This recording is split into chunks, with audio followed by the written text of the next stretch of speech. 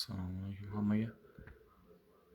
Короче, center обновления mana bu yerda ошибка berganda 0800 0x 800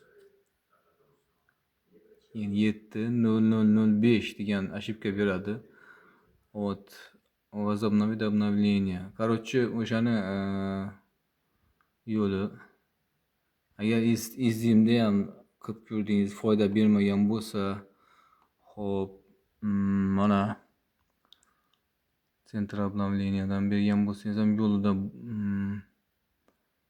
bularda ham bo'lmadi. Parametrlarda berib ko'rdingiz, u ham bo'lmadi. Примерно xo'p. Hozir mana men обновить qilaman. Уже mana ikkita уже nimani обновление механизма обнаружен угроз Microsoft актуальный bo'lgan обновить qilaman. Проект наличие обновления. Xo'p, bu ishga tushdi.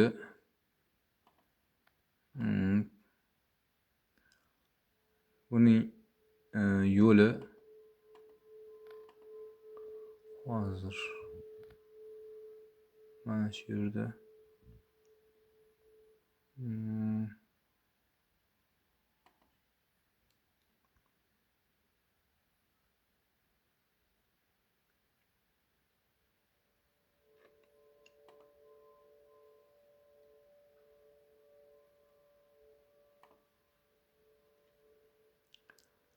slujbaga kirib ko'rdinglar masalan.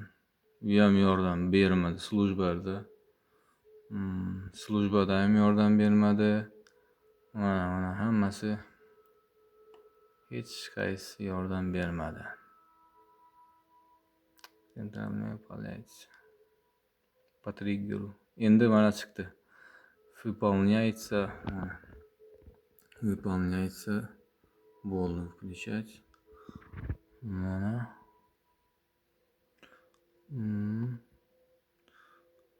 Xo'p. Проверить наличие обновления. Bo'lyapti. Endigi masalani mana. O'zingiz ko'rib turganingizdek. Hozir men sizga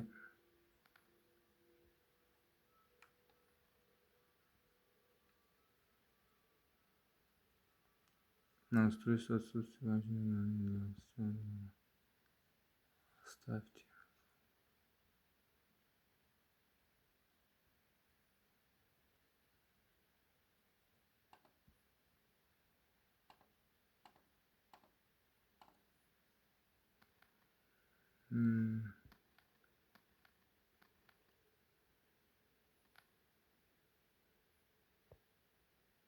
Hamma narsani olib chiqaring.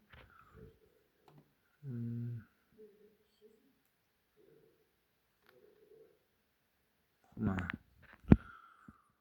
Qancha uddaladik? 0x 800 7 305 kodli nimani xato bo'lgan bo'lsa, mana bu programmani ko'rsataman hozir. Qaysi programmani olish kerak? Mana shu programmani skачать qilib olasizlar. Tomatin mana bu.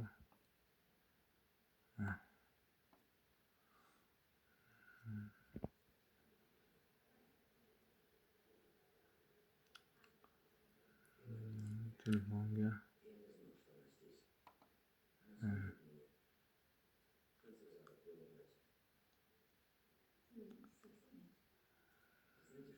Download Windows Update Locker